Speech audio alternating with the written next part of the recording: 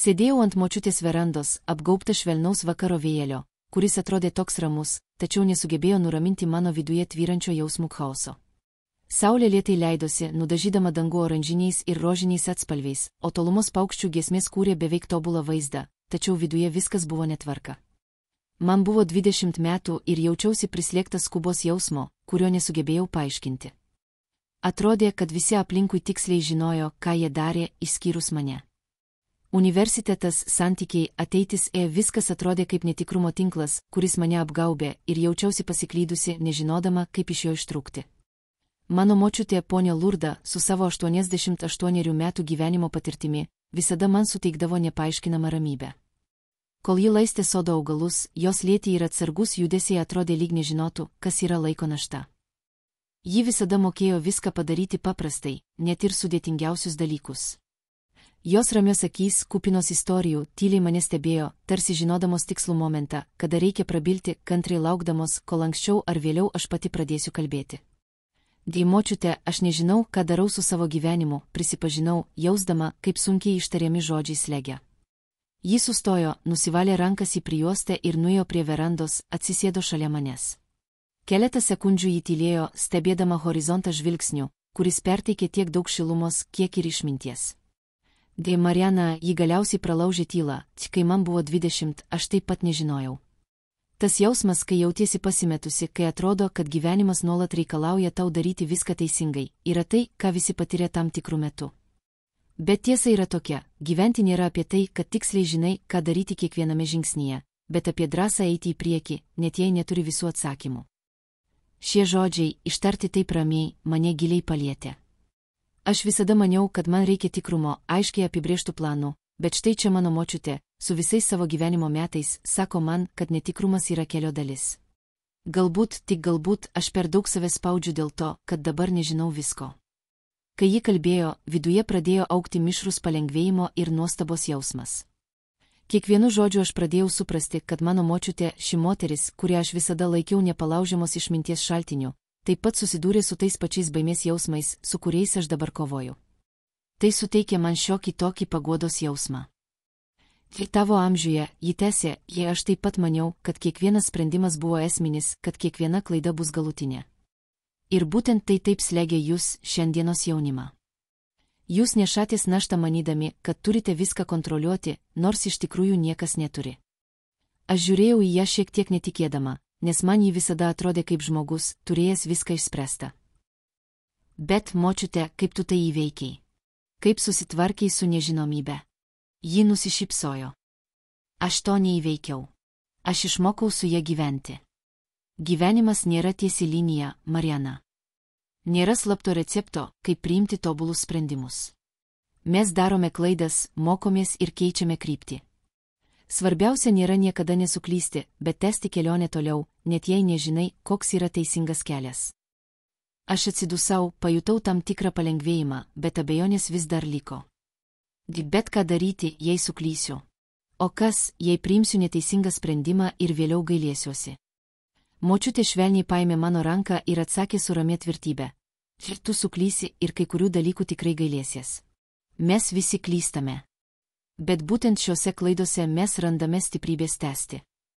Gailėjimasis yra dalis brendimo proceso, ir tai nėra kažkas, kas turėtų tave sustabdyti. Negali leisti baimiai suklysti sustabdyti tavęs nuo gyvenimo. Šie žodžiai įsirėžė mano viduje. Galbūt gyvenimas nėra apie klaidų vengimą, o apie mokymąsi iš jų. Galbūt aš stengiausi sekti tokiu tobulu keliu, kad galiausiai stovėjau vietoje, nesugebėdama judėti į priekį. Baimė suklysti mane sustabdė, bet ten, ant tos verandos, mano močiutė man mokė ką nors naujo. Klaida nėra pabaiga, o nauja pradžia.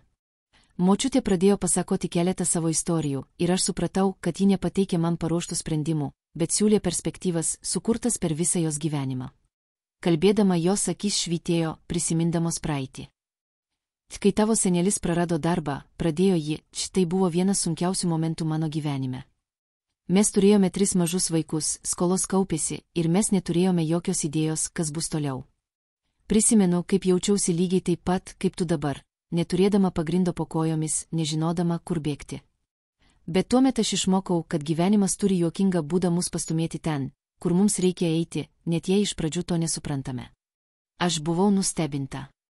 Niekada nebūčiau įsivaizdavusi močiutės susiduriant su tokiu chaosu, tačiau tuo pačiu tai padėjo man kitaip pažvelgti į savo sunkumus. Jei jį įveikė tai, galbūt ir aš galėčiau lengviau spręsti savo iššūkius. Ir ką tu padarei, močiute? Kaip tau pavyko judėti į priekį, paklausiau, vis dar ieškodama kokio nors galutinio atsakymo. Ji tyliai nusijuokė su tokiu veidu, tarsi būtų perėjusi tiek daug gyvenimo etapų, kad atsakymai ne visada ateina taip, kaip tikimės. Aš tiesiog ėjau į priekį, Mariana. Ne todėl, kad žinojau, ką daryti, bet todėl, kad nebuvo kitos išeities. Kartais mes neturime visų atsakymų, bet vis tiek turime tęsti kelią. Kai nustoji priešintis pokyčiams, pradedi suprasti, kad netikėtumai yra gyvenimo dalis. Nėra teisingo kelio, tik tas kelias, kurį nusprendžiame pasirinkti. Tie žodžiai man sukėlė netikėtą poveikį. Supratau, kad galbūt stengiausi taip stipriai kontroliuoti viską, kad praradau galimybę mėgautis dabartimi. Močiutė man mokė, kad gyvenimas nėra apie tai, kad būtum tikras dėl sėkmės kiekviename sprendime, o apie tai, kaip išmokti tvarkyti su kelio posūkiais, kaip pasitikėti tuo, kad viskas kažkaip susitvarkys, net jei negalėsi pamatyti iš karto. Bet, močiute, o kas, jei nuvilsiu žmonės, kuriuos myliu, paklausiau tyliai, jausdama tą svorį, kurį kėlė tėvų ir draugų lūkesčiai. Būtent ši našta mane stabdė, verčianti dvejoti kiekvienu sprendimu. Tie žodžiai pakeitė mano požiūrį į viską aplink mane. Aš nebeturėjau nešti visų lūkesčių naštos. Žinoma, man vis dar rūpėjo, ką mano tėvai apie mane galvoja, bet galbūt atėjo metas pirmiausia galvoti apie savo pačios norus, eiti keliu, kuris buvo mano, o ne kitų suplanuotas. Močiutė privertė mane suprasti, kad siekis būti tobula mane lėtai naikino. Buvau taip susitelkusi į tai, kad niekada neklysti, kad visada daryti teisingus dalykus, jog pamiršau vieną esminį dalyką – klaidos yra gyvenimo dalis.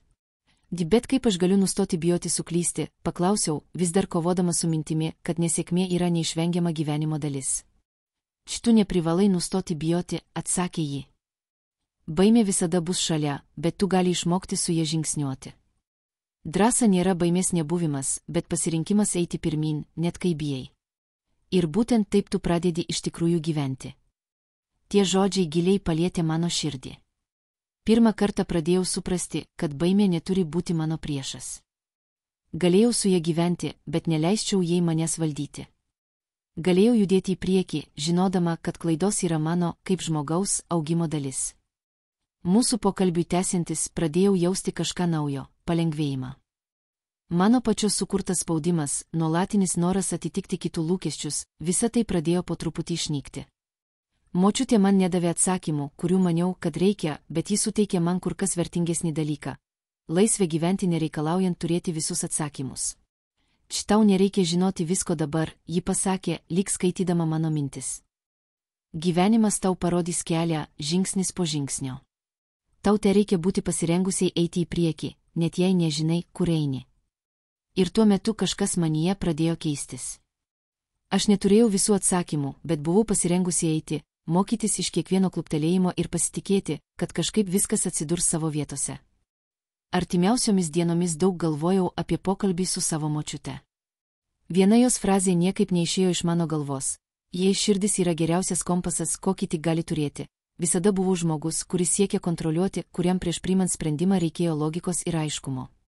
Bet galbūt atėjo laikas klausytis kažko subtilesnio, mano intuicijos. Aš bijojau sekti savo širdimi, bijojau, kad ji mane nuves neaiškiais keliais. Bet mano močiutė parodė, kad geriausios gyvenimo akimirkos dažnai atsiranda būtent dėl nukrypimų, dėl pasirinkimų, kurie nebuvo plane. Jei sekti širdimi nėra lengva, ji pasakė, bet tai vienintelis būdas gyventi gyvenimą, kuris būtų tikrai tavo. Kartais kiti to nesupras, bet svarbiausia, kad tu suprastum. Žinojau, kad ji teisi. Ilgą laiką gyvenau bandydama patenkinti kitus, sekiau tuo, kas atrodė saugiausia, bet dabar supratau, kad tas saugumas mane tolino nuo to, kas iš tikrųjų buvo svarbu. Laisvės būti tokia, kokia norėjau būti. Laikui bėgant pradėjau imtis mažų veiksmų, kad pakeiščiau savo gyvenimą. Pirmiausia, buvau nuoširdi pati savo dėl to, ko iš tikrųjų noriu. Tada pradėjau sakyti jei ne tiems dalykams, kuriuos anksčiau priimdavau tik iš baimės nuvilti kitus. Pakeičiau keletą dalykų universitete ir pradėjau sekti tuo, kas tikrai mane žavėjo. Tai nebuvo lengva, žinoma. Baimė vis dar buvo šalia, o kitų lūkesčiai vis dar mane persekiojo, bet pamažu pradėjau jausti laisvę, kurios anksčiau niekada nebuvau patyrusi. Atrodė, kad pagaliau pradedu save atrasti. Mano močiutė buvo teisi, gyvenimas nėra apie tobulų sprendimų priėmimą, o apie pasirengimą judėti pirmin, mokantis iš klaidų ir pasitikint savo širdimi. Praėjo keli mėnesiai nuo to pokalbio, ir mano gyvenimas tebėra kupinas netikrumo. Bet dabar, užuot sustojusi dėl to, aš priimu tai kaip dalį proceso. Man nereikia turėti visų atsakymų, man nereikia gyventi, kad patenkinčiau visus. Ką iš tikrųjų reikia daryti, tai eiti pirmin, atrandant, kas esu ir kuo noriu tapti, žingsnis po žingsnio.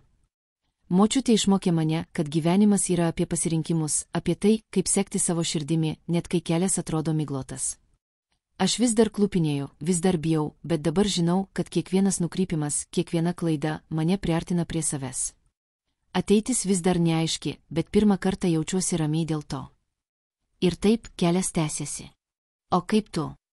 Ar leisi baimiai suklysti sustabdyti tave, ar esi pasirengęs pasitikėti procesu ir sekti savo širdimi? Jei tau patiko ši refleksija, nepamiršk užsiprenumeruoti, palikti likę ir įjungti pranešimus, kad gautum daugiau tokių istorijų.